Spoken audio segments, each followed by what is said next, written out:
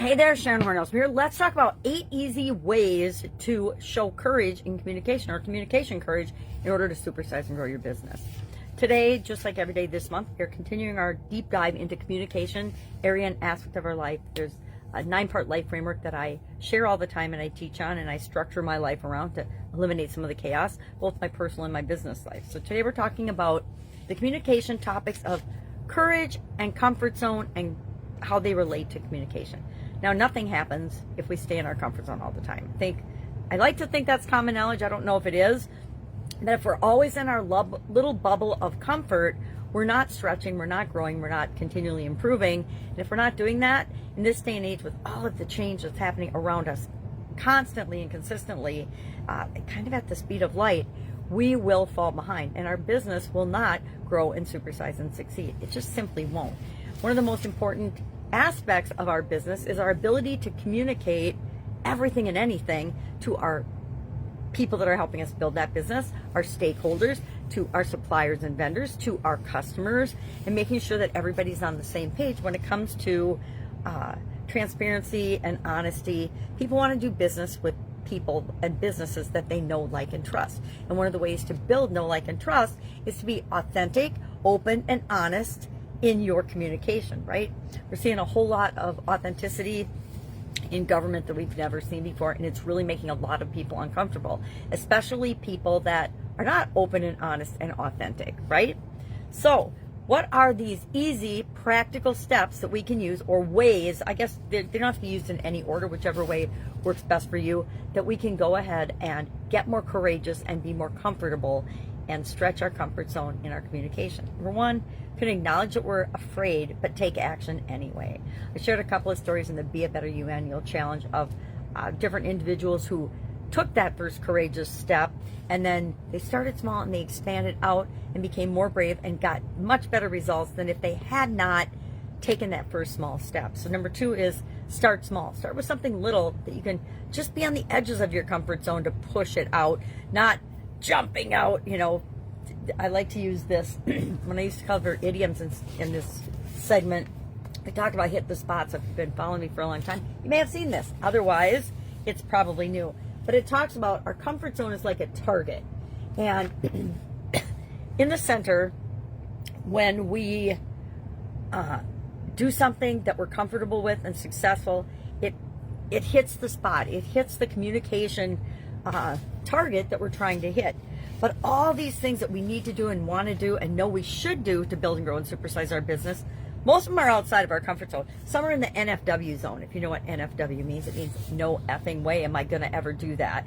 But the more comfortable we get, the more courage we show, the more tiny steps we take, the bigger and the bigger and the bigger our comfort zone gets. And the bigger our comfort zone gets, the more people that we can serve and communicate with that will relate to us and do business with us, which helps us to grow and build and supersize our business. Number three, you got to embrace discomfort. Nothing happens out of the ordinary or extraordinarily inside our comfort zone, unless you've got an absolutely positive, wide open comfort zone where you're comfortable with anything and everything in the universe. But there are very few individuals or businesses like that. So we want to embrace knowing that growth happens outside of our comfort zone. We want to embrace feeling a little bit uncomfortable. I know that for me personally, being scared or afraid of something and being excited about something tends to feel the exact same in my body. So I choose to, whenever I start to feel discomfort or a little afraid of something, I tell myself, okay, I'm not afraid of this. I'm really just excited and a little bit nervous about doing it, but I know that I've done similar things like that in the past before, so I can do this too, especially with respect to communicating in difficult or challenging situations. If you're a business owner or have been for any amount of time, you know that there's some things that happen in business that are just plain hard. Giving somebody feedback about something they really messed up on, or performance information or feedback that isn't really positive, is super duper hard, because you don't want to hurt anybody's feelings. But guess what? It's not about their feelings. It's about helping them to grow and be a better contributor to the organization. Number four, practice active listening. One of my lifelong continuous improvement projects is becoming a better listener, because I know that when we listen actively and really pay attention in our present, people will tell us everything we need to know in order to correct that difficult situation, in order to feel more comfortable, in order to be more honest and open and authentic, and mainly just to be who we are in business and in life. It gets exhausting wearing different veils. I remember when I was younger in corporate America, only part of me showed up in corporate America, right? The professional part. The rest of me, who I really am, all of the different facets of all of us, we don't take all of those with us everywhere we go. Guess what? Life is a whole lot better and a lot more fun when we do be ourselves. Seek feedback to improve. Seek feedback and use that feedback to improve. There's no sense asking for feedback and then never, ever, ever doing anything with it. Number 6, develop self-awareness. The more self-aware we are, the more we see and understand ourselves, the better we understand ourselves, the easier it is for us to stand up, show courage, stretch our comfort zone, do things that make us a little uncomfortable, and all of those things help us to grow and build our business.